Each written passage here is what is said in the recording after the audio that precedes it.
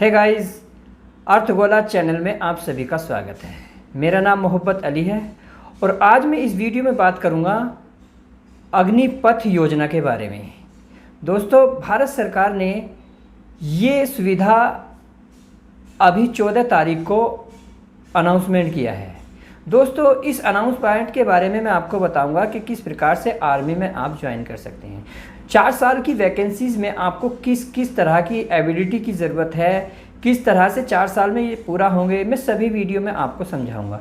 4 साल की ये army service regular army service से किस प्रकार अलग होगी, क्या रिक्रूटमेंट अलग होगा, सैलरी अलग होगी, एलिजिबिलिटी क्राइटेरिया किस प्रकार से डिफरेंट होगा, इन सभी पॉइंट्स को हम डिस्कस करेंगे इस वीडियो में। लेकिन आगे बढ़ने से पहले अर्थगोला चैनल को सब्सक्राइब करना ना भूलें।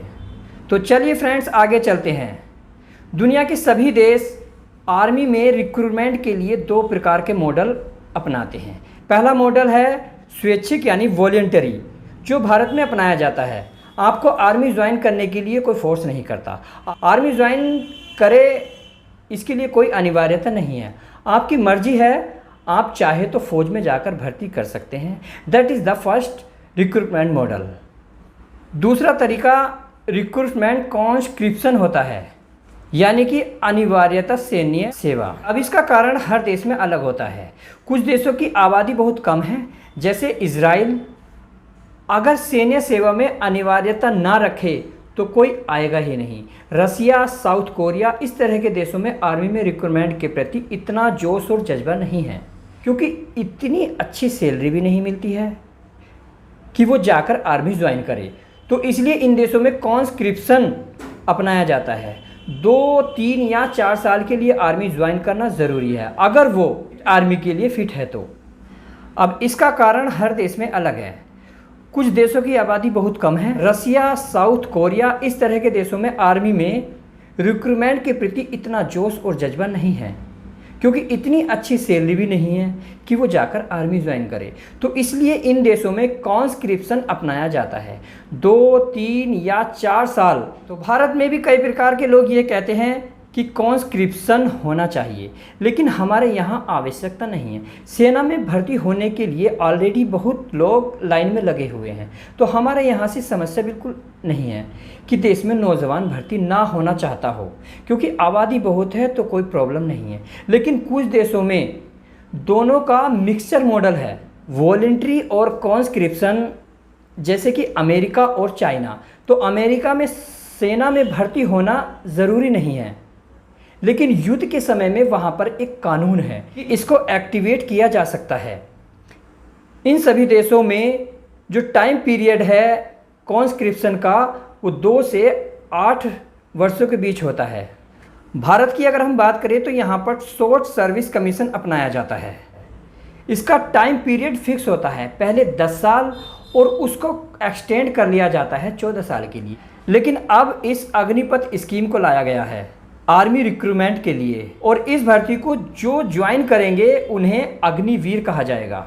अब इस अग्निवीर स्कीम में किस तरह से रिक्रूटमेंट होंगे, तो पहली बात तो ये जान लो, एलिजिबिलिटी क्राइटेरिया तो बिल्कुल सेम है, कोई फ़र्क नहीं रखा गया है। आर्मी रिक्रूटमेंट में एज क्राइटेरिया 17.5 से 21 यही सेम रखा गया है। वैसे ही भर्ती रैलियाँ होंगी, वही फिजिकल फिटनेस क्राइटेरिया रहने वाला है। मापदंड में कोई चेंज नहीं है, जो पुराने मापदंड थे वही फॉलो होने वाले हैं। ये बात बिल्कुल साफ कह दी जा चुकी है मेडिकल अथॉरिटी के द्वारा। एजुकेशन क्राइटेरिया में वही 10th क्लास पास, कुछ वैकेंसी में 12th भी लिया जा सकता है। महिलाओं के लिए अभी ये स्कीम लागू नहीं हुई है, केवल पुरुष कैंडिडेट इसे अप्लाई कर सकते हैं। अग्निवीर केवल पुरुष हो सकते हैं, महिलाएं नहीं। लेकिन गवर्नमेंट ने एक इम्पोर्टेंट बात कही है इस अनाउंसमेंट में कि धीरे धीरे हम कोशिश करेंगे कि महिलाओं को भी इस योजना में शामिल किया जा सके। इस भर्ती में एरिया वाइज व कास्ट वाइज जो रेजिमेंट होती है उस तरह कोई रिक्रूटमेंट नहीं होगा। यहाँ पर ऑल इंडिया रिक्रूटमेंट होगा और इसकी अलग ही रैंक होगी। आर्म फोर्स में इन्हें अग्निवीर नाम दिया जाएगा। तो ये रिक्रूटमेंट अगले 90 दिनों में चालू होने वाला है और 46,000 वैकेंसी की भर्ती होने वाली है। इसलिए इसकी तैयारी अभी से शुरू कर दीजिए।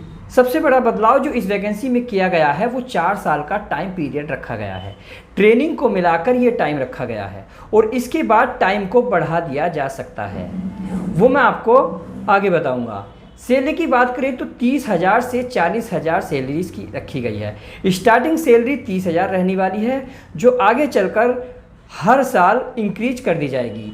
जैसे फर्स्ट साल में 30,000, सेकंड साल में 33,000, थर्ड ईयर में 36,000 और फोर्थ ईयर में आपको 40,000 सैलरी मिलेगी। लेकिन इस सैलरी से लगभग 30% फंड एक अलग फंड में रखा जाएगा, लेकिन जितना पैसा आपकी सैलरी से कटेगा उतना ही फंड गवर्नमेंट द्वारा इस फंड में जमा किया जाएगा। इसे अग्निवीर कॉर्पस फंड कहा जाएगा और लगभग 10 लाख रुपए 4 साल में इस कॉर्पस फंड में जमा हो जाएंगे और लगभग 11,71,000 सेवा निधि पैकेज का आपको मिल जाएगा।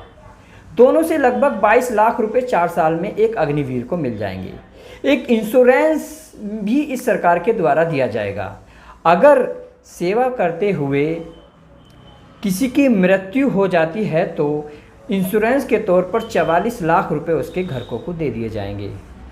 4 साल की सेवा करने के बाद जितने भी अग्निवीर हैं उनमें से 25% को आगे एक्सटेंडेड कर दिया जाएगा, उनकी सेवाएं आगे भी ली जा सकती हैं और बाकी 75% को रिटायर होना ज़रूरी है। सबसे ज़रूरी बात, 75% अग्निवीर को पेंशन नहीं मिलेगी और ना ही एक्स सर्विसमैन का दर्जा दिया जाएगा।